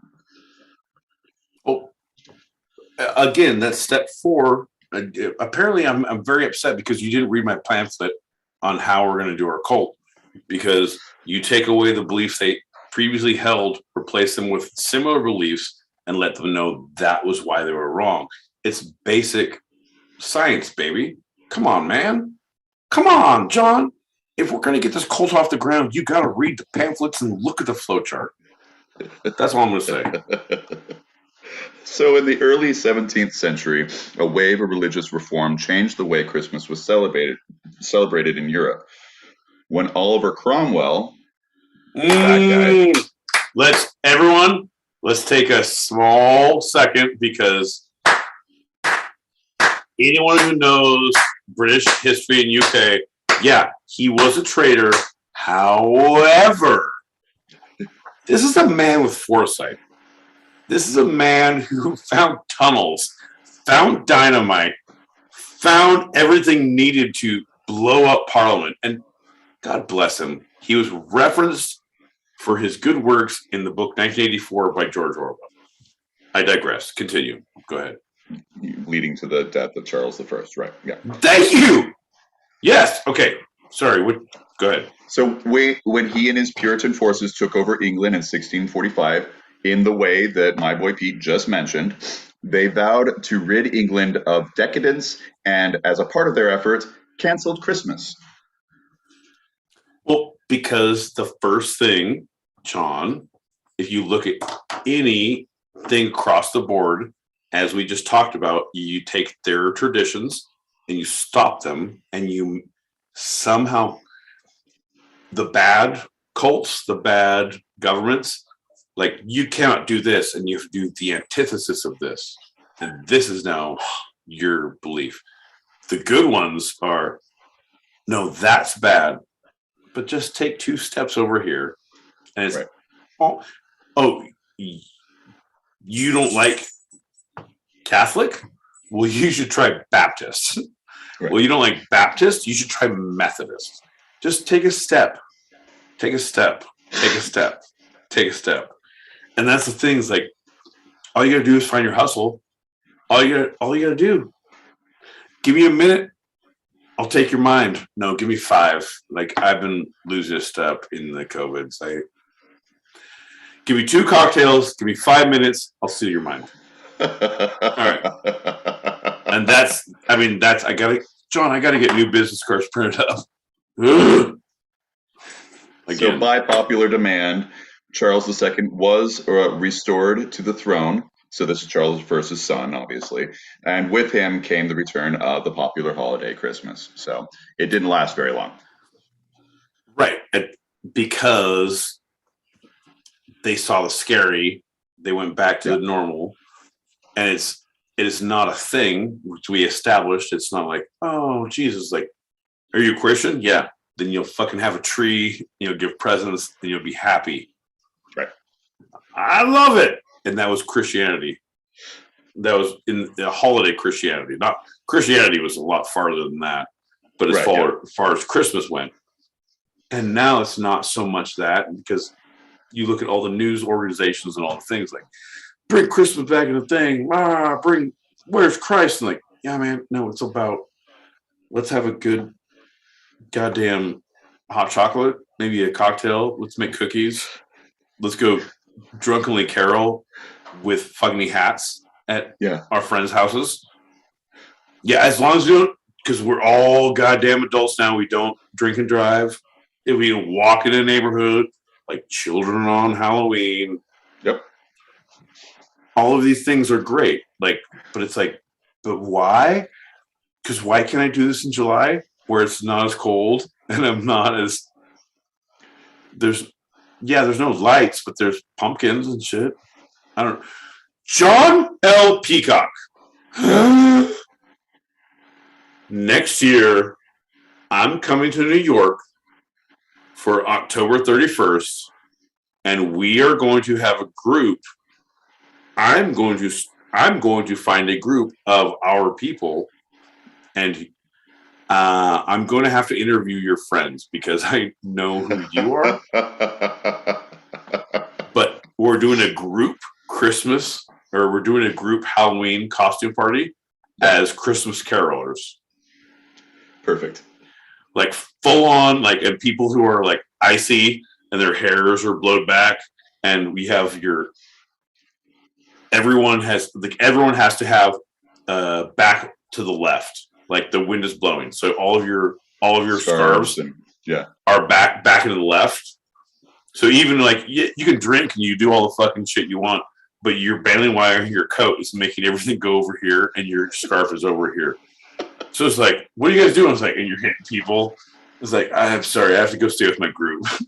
And as soon as you get, like, can we get a picture? And it's like, here's 6 people who are like reaching for something. One person's like, what are you doing? And it's always a person who doesn't want to be in the picture. Why are you reaching for me? A cop's horse. Hey girl, you hungry? Are you doing this? And all the scarves are back. That's what we're doing. I'm going to be there guys, if you follow us, if you send us emails, I promise you, I will be there. John will be there. We'll make videos. We will make videos. We will post it. But also we need more.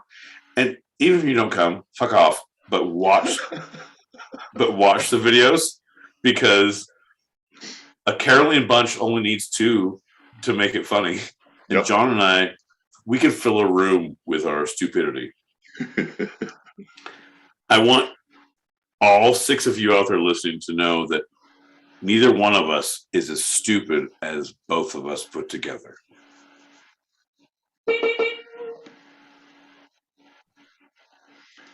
So the Pilgrims, English separatists that came to America in 1620, were even more orthodox in their Puritan beliefs than Cromwell. As a result, Christmas was not a holiday in early America.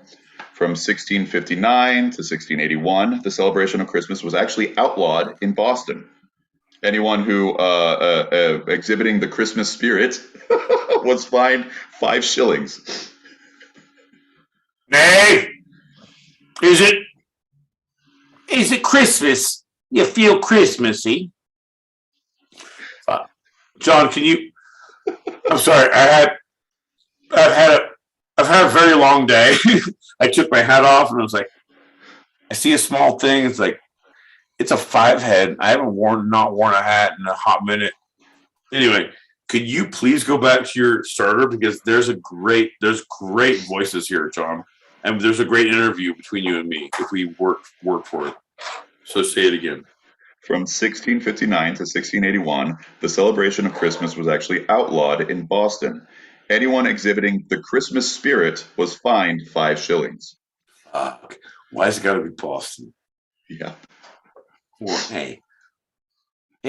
what? Hey, he wasn't going to be Boston.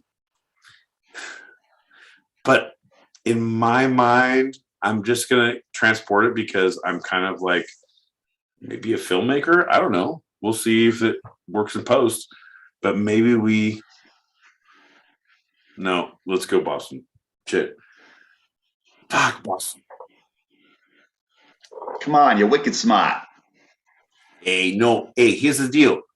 Bro, I know I'm wicked smart, but hey, if you keep on fucking popping them fucking trees, bro, if you fucking hang those ornaments on a fucking Christmas tree, and don't even get me started about the Christmas tree that, hey, my mother said she saw you and your 2 brothers bringing a fucking tree into the house. Is that true? We were just bringing a wicked ham to our neighbor.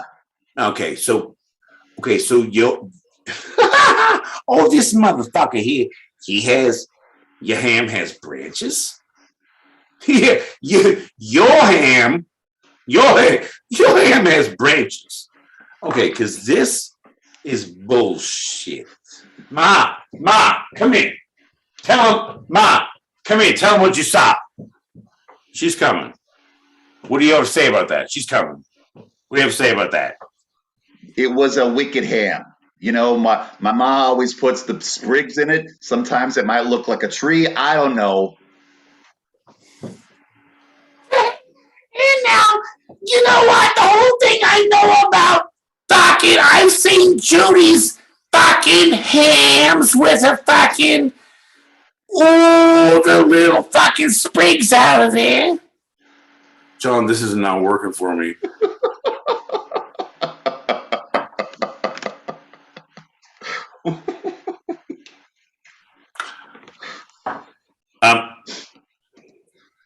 Folks, we're going to have to take a hot minute. All right, everybody get some water, and we'll be back.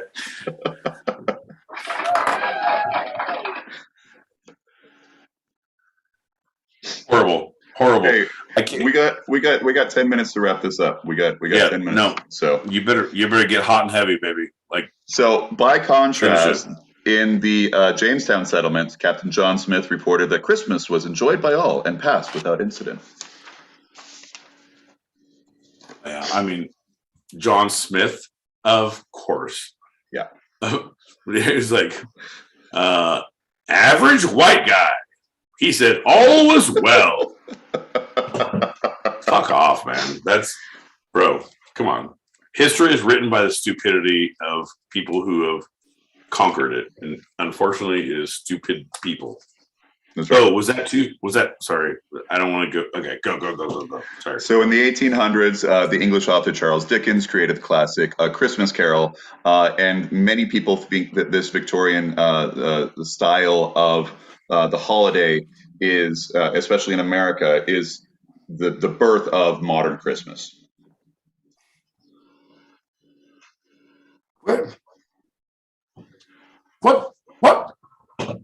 What day is it, John?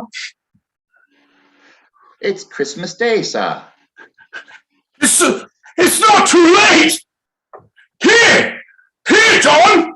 Take this stupid story and run, John, and make a podcast and make something of yourself.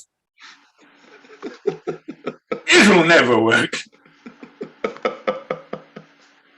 The legend of Santa Claus can be traced back to a monk named Saint Nicholas, who was born in Turkey around 280 AD. He gave away all of his inheritance, wealth, and traveled the countryside helping the poor and sick, becoming known as the protector of the children and sailors. Saint Nicholas first entered American popular culture in the late 18th century in New York, when Dutch families gathered to honor the anniversary of the death of Saint Nicholas, or Sinterklaas for short. Santa Claus draws the name from that abbreviation. Okay, so we somehow replaced.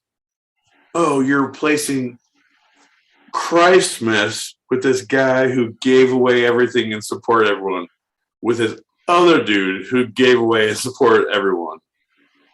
John, all we have to do to get part of this Christmas gig is to give away everything we have and support everyone. Right? Yep.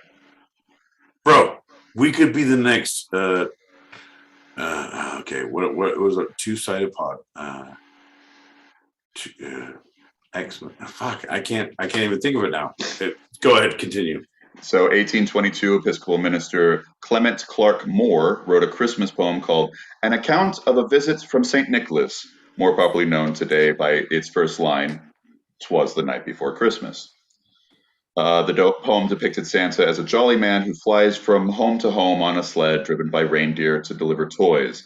The iconic version of Santa Claus as a jolly man in red and white beard and a sack of toys was immortalized in 1881 when the politician cartoonist Thomas Nast drew on Moore's poem to create the image of old Saint Nick we know today.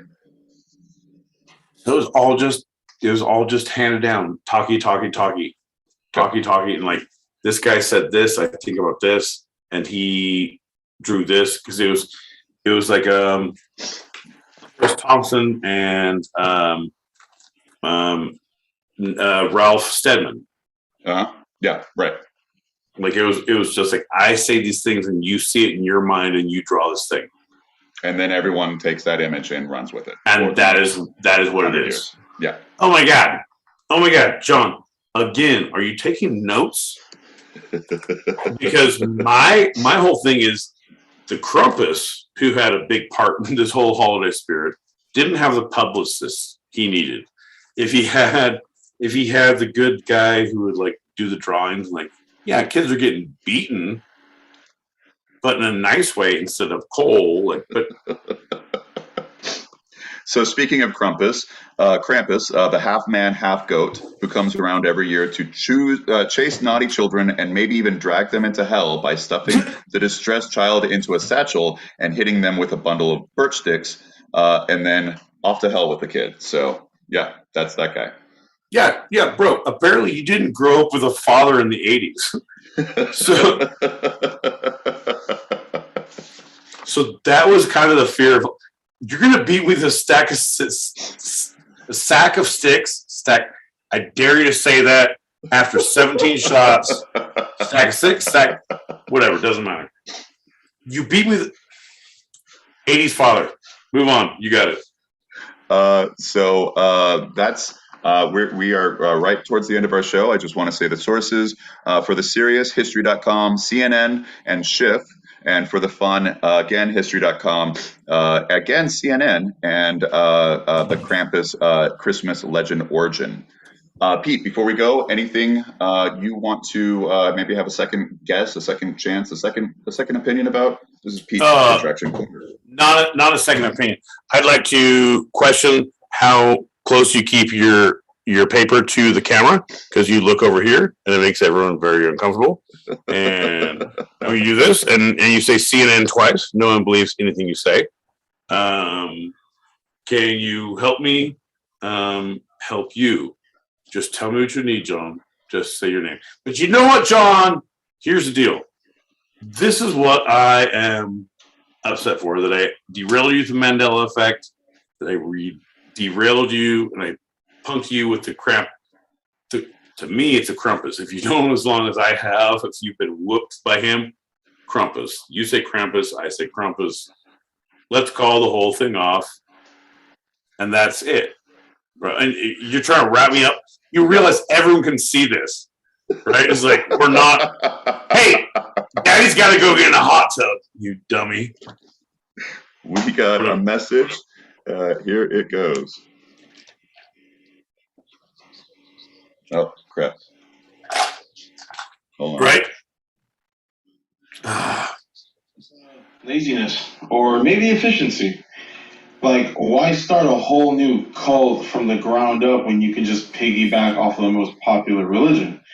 That's why all the cults that we know about really are just offshoots or bad impressions or shitty copies of a copy of a copy of a copy of Christianity, right? Bro, I'm saying all the good themes have been taken and turned into theme parks. All the good concepts. All you have to do, everything's out there now. Like, if you look at theater, if you look at poetry, if you look at literature, if you look at cults, if you look at religion, all of the basics are out there. It's like a Build-A-Bear workshop of finding your own stupidity. John, turn me off. Thanks for listening, everybody. We have our open chat show every Tuesday, same start time as tonight. So if you'd like to join us or want to throw some topics out there, email twosidedpod@gmail.com. And remember to join us in the green room on stereo right now in a couple of seconds. That's a wrap for tonight. I'm John L. Peacock out in Brooklyn, New York. And I can't believe that I'm involved in this podcast. My boy Pete in Southern California. And this was our show. Join us live every Thursday, 5 p.m. Pacific, 8 p.m. Eastern, as we talk about the two sides of life, the fun and the serious, here on Two Sided. Love you, Pete. I'm aware you do, John. I have adoration feelings for you. Every time you play this, they get less and less.